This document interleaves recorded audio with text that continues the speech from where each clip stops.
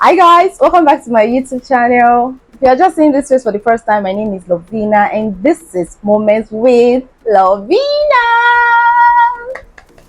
Before I get into what I'm about to say today, let me say this one thing. If you are still one of those people that says this can never be me, this can never ever happen to me, I want you to look at the situation very well sometimes before you say this can never be me. Right, some situation can never happen to you, but some that you're not so sure of and you are saying this can never happen to me. That brings me to the story I'm about to say today, because assuming somebody told me before that, oh Lovina, this thing will happen to you, I would have told the person that, are you okay? Amy, Lagos babe, Amy street girl, you're not telling me this thing will happen to me, I will be kidnapped or I'll be scammed? But it actually happened. The worst day of my life. If you want to listen to the story that I'm about to say, if you're not seated, please go and grab a seat now, and also grab popcorn because this is super story. So let me get into this video. Sit properly and listen to super story.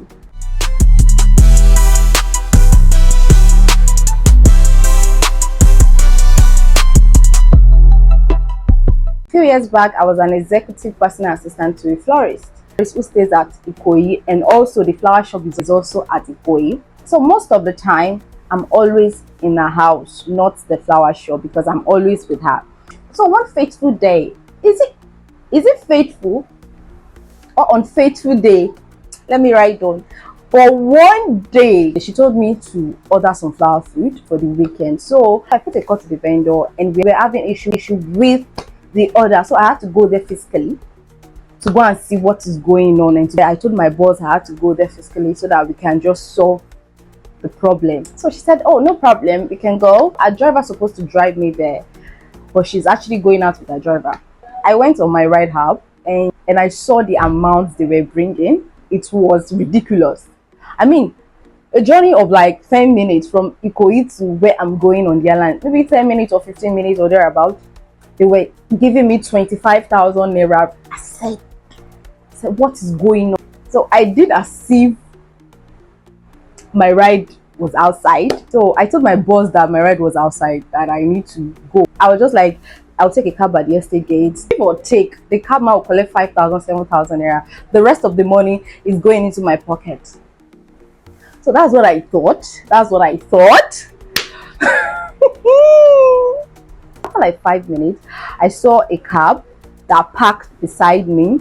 He wants to drop somebody, so I need to just negotiate with him. You go to this place, how much is it to negotiate with him? When I saw the passenger, they're handing $100 note to the cab man. Me, I was not surprised. I was not flabbergasted at all. I was just like, this is Ikoyi. Anything can happen, because Lagos Island, anything can happen. That was when I heard the cabman voice. Why are you giving me $1 note? Don't you have a naira note? Like the passenger said, I am not a Nigerian. Why can't you collect dollar note? I saw them doing that. I had to move to one side so they can sort whatever is happening between them, or before I tell him where I'm going. That was when the man raised his voice, shouting. So the passenger was begging him. If the cabman was saying, I don't even know, maybe it's fake or original. I understand him also not trying to collect the dollar. Maybe it's fake or original, because anything can also happen. They were arguing for like 4 minutes. They were still arguing. Me, I was still at the bus stop trying to hail another taxi. The man was then begging the cabman that he doesn't mind going somewhere to change the dollar, that he does not know where they change dollar, like he's not from Nigeria. He just got to Nigeria the night before, so like they should go to where they can change the currency. The cabman now walked up to me telling me, auntie, do you know, in pidgin, do you know where they change currency around here? And I told the man, sir, I don't know anywhere except you go to the bank, and there are a lot of banks in Ikoyi. The cabman now said, it will take time, we cannot wait. He then now faced the passenger again, shouting. I really pitied that man. He looked so old, enough to be my father. Like, I wanted to help. I wanted to help that man because the way the man was looking, like he's lost. So he kept saying, just take me to where I will change the money. And I gave them the option that there is somewhere that I know on the mainland that you can drive to and you change the money and everything will be settled. So I told them the direction. Oh, when you get to Tomiland Bridge, turn to this side, then get to Sabos. If you live in Lagos and on the mainland, you will know where I'm talking about. I gave them straight direction. Like, you cannot even miss the road. You cannot miss the road at all. A straight direction to Sabo. That was when I heard the cabman. He said, oh, me, I don't do mainland. I only do island. I don't go beyond this island. He cannot go to mainland. Like, he doesn't even know where I'm talking about. Like, he doesn't know. So he faced the passenger again. He kept harassing the man. So the man faced me with tears. Was begging that I should please take them there. He was really begging. I can't say no. I can't say no. He was really begging that he doesn't know what to do, or else this man will just keep harassing him. Like, he don't. So I told him, this is what is gonna happen. I'm going somewhere first. I'll pay for my own trip with this cabman. So he will take me to where I'm going first. That means my vendor. Then from there, we will go to the mainland. Thanking me, started praying, like, thank you, like old man. So I entered. So I entered the cab voluntarily with my consent. So if there is an investigation, or by chance, which I know there is no camera there, or by chance there was a camera at that place that they picked me up from, they will check the camera, they will check the video, and they will say, this girl, they did not drag her now. As Nigerian police, they will say, there's no drag her now, they don't even push her. She entered it. They did not even no struggle. She entered the cab voluntarily. So maybe it's her boy. They will even say maybe it's my sugar daddy that picked me up. Back to the story. I entered voluntarily, and we got to where we are supposed to turn to my vendor side. The man turned to. We are supposed to turn left. The man turned right, going towards Tomiland Bridge. I started shouting, "Sir, you're supposed to take me to where I'm going first before we head to where we are going." He said, sister, I need that money. I want to send that money to my child. I mean, the cabman is collecting. Man, he wants to send it to somebody because his child is sick. I said, sir, this is not the agreement. You have to take me to my vendor because so that I can do my thing. Then we'll go to where we are going. So we are already on the Tomiland. So there is no turning back. So he kept telling me his child is sick, that he needed the money, that he wants to send it to the mother of the child so that he can use it for treatment. I told him this is not the agreement that we talked about. While we are talking, this man didn't even say let me stop on the road. Like, that was on Wednesday around 12. That man was actually on speed. He didn't even wait. I was getting scared at that point. That in my mind, we are still going to the mainland, so let's go.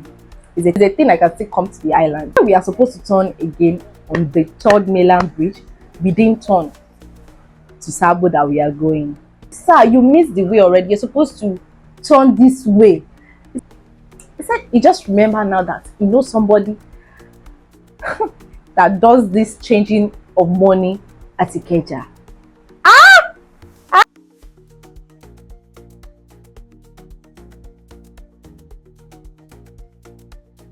That time, I was just like, the story was just coming in and out of here because I was thinking of my escape route already in my head. So his story was just coming in and out. So I'll tell you what he said, which I can still remember. He said our government, they have one chemical that they put our notes, like our currency, into, that it will go blank. It will look like ordinary paper. So they would store it in drums, in ship, and put it there. So when they cross overseas, there is another chemical they will put inside that drum. Chemical will bring out the print again, and it will be our money again. That's how they transfer, or they steal money, or I don't even know, because the story was just coming through the left ear, going out through the right ear. It wasn't assimilating at all. It was out of my body. Then I was actually out of the planet at that time that I saw those men. I was just thinking about my dad and my siblings. Like, so this is how I'm going to be gone from this planet. So this is my last day on this planet. But I've not even achieved a lot. I've not even gotten married. I don't have any kids. I don't even have husband. I don't have a house. I don't even have a car. I've not even enjoyed life. So they greeted me. Oh, good afternoon. Good afternoon. I had to answer them with strong voice so that they would know that I'm not panicking. I was happy that I didn't show that I was scared, because assuming I showed it, I don't know what will have become of me, because I don't know. Those people were huge. They were looking like thieves. God. Those two guys that came in, they were looking like they can just like slap me. That came in, they were looking like they can just like slap me, I'll just faint, or they can just like punch me, I'll just die. They looked so strong. So I kept my cool. I sat there. So the man said, oh, these are the guys that he dropped the drums with. In my mind, I was like, well, you said you just got to Nigeria the night before. So how come you know these people? That was in my mind. So he brought out a paper. He claimed that paper is one of the paper in those drums that can turn back to money, to our currency, with chemical. I was talking, we parked at the front of the house. That house was one of the men that came into the car. The house we parked belongs to that person. So when the man said, oh, this thing will change back to money if you put it inside water, with the house we park belongs to that person. So when the man said, oh, this thing will change back to money if you put it inside water with chemical. In the car, they didn't allow me to get down. I was in the middle. I was freaking in the middle. We will put soap and water with chemical. He brought the chemical out of the pocket. Little chemical out of his pocket. Like, we will put the chemical inside that water. They will show the paper claimed is a currency inside that soapy water with the chemical. Then the money will return back to Naira notes. Me that they've told me stories about these scammers or these 419 people before, and I was looking at myself that, so you even enter, you that you know their story, so you even enter their trap. I kept my cool. I was looking at their miracles, like I was looking at their magics that they claim. Me that I already know that you people cannot even say anything again. People are scammers and kidnappers. The man at the front got down, entered the house to get the soapy water, and brought it back into the car. They were supposed to get that. Me, I was just praying that the door should just open like this. I would just flush myself out of the car. So the man brought inside the car. So they put the chemical. The Cotonou man put the chemical. He claimed that it would turn paper to currency. He did not put the paper inside. Lo and behold, the paper turned to 500 naira notes. I said, these people are performing miracles. I say, really? Oh, fantastic. Really? Our government is so bad. Those men said, this is not true.